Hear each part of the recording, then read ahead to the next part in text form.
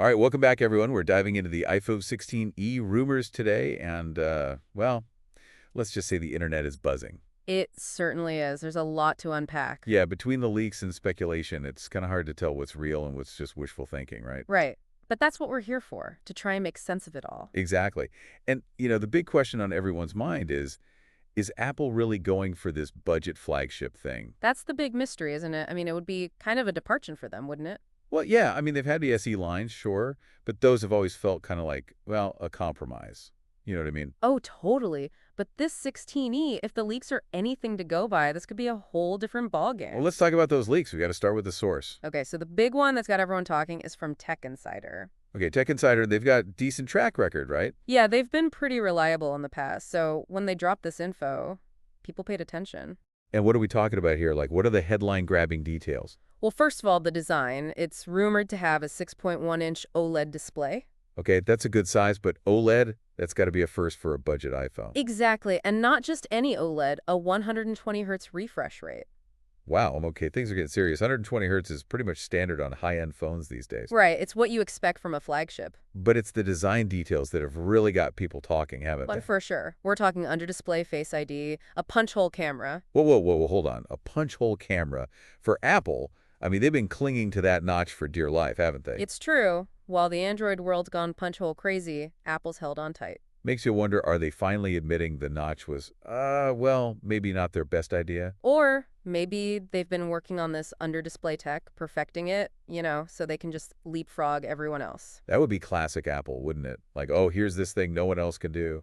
Right, but okay, design aside, let's talk about what's under the hood. Because the rumors suggest this phone is packing the A17 Bionic chip. No way. The same chip as the Pro models. That's what we're hearing.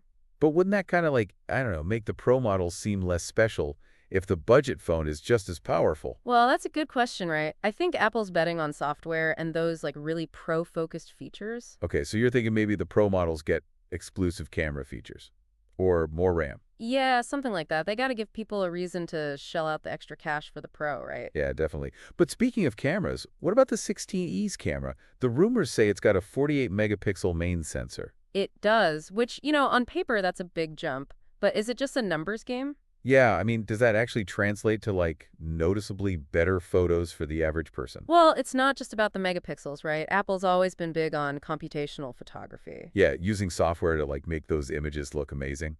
Right, exactly. And with the power of the A17, they could do some crazy stuff with that 48 megapixel sensor.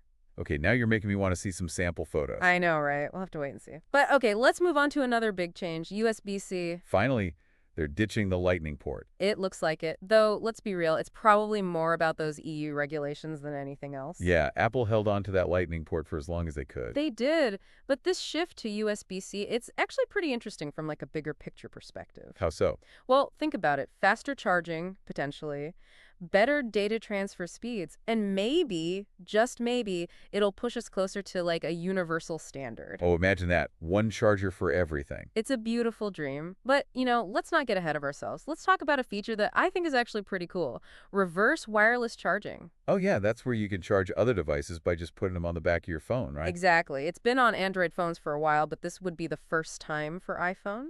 So you're telling me I can finally be the hero at parties, saving everyone's dying phones? That's right. You'll be the most popular person there. But, okay, let's address the big question, the price. Yeah, because if this is supposed to be a budget flagship, it can't be, $1,000. Exactly. The rumors suggest a starting price of $699. Okay, that's definitely more affordable than the Pro models.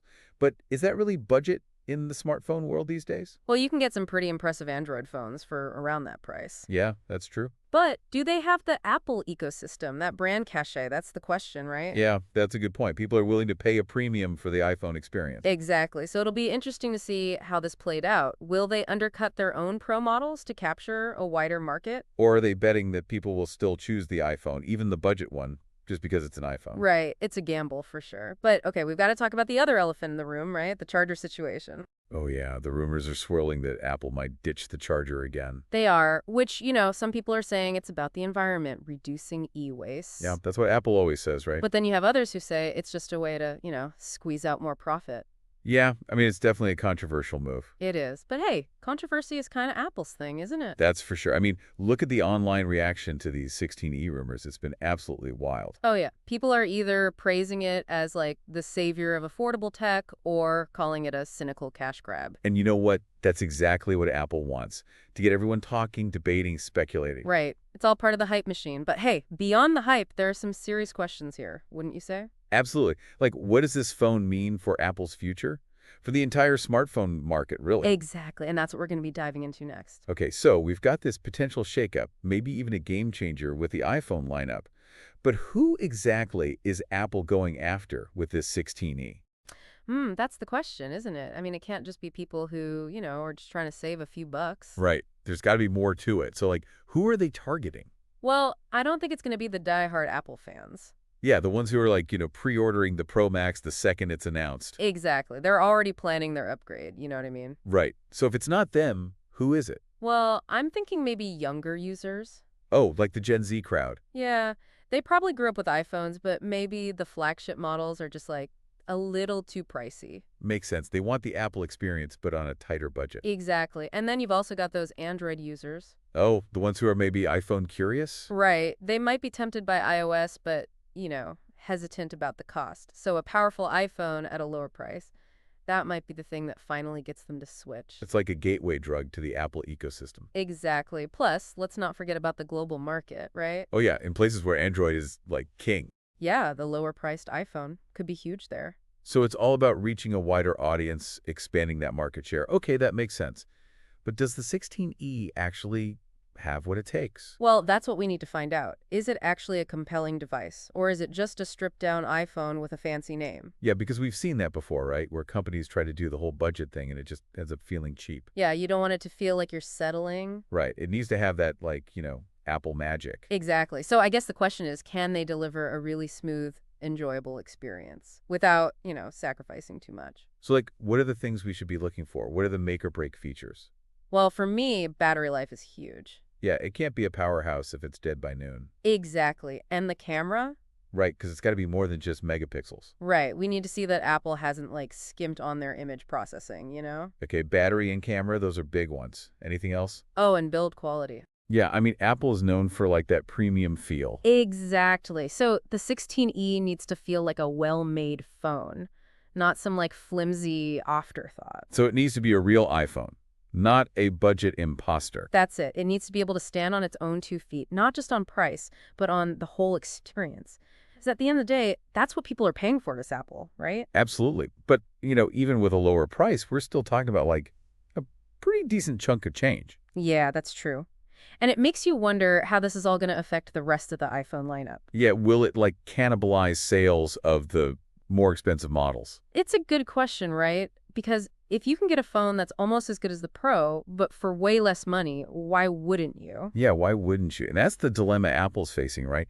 How do they create a product that appeals to more people without, like, messing with their existing customer base? It's a balancing act for sure, but I think this goes beyond just Apple, you know what I mean? Oh, yeah, it's about the whole smartphone market, isn't it? Yeah. The 16E, it could be a sign of a shift happening. Like, what kind of shift? Well, maybe consumers are getting smarter. They're demanding more bang for their buck. Yeah, it's not just about the specs anymore. Exactly. It's about the whole package, the experience, how long it lasts, even sustainability. So the 16E, it could be a symbol of that change. Yeah, it's possible. It could force other companies to step up their game. Right. No more cutting corners, no more sacrificing quality. Exactly. Because at the end of the day, competition is good, right? Yeah, it pushes everyone to do better. And that means better products, more choices for us, the users. So it's a win-win. Exactly. It's about the future of smartphones. Who's going to define it? That's the big question. It really does feel like a turning point, The whole smartphone landscape could be shifting, and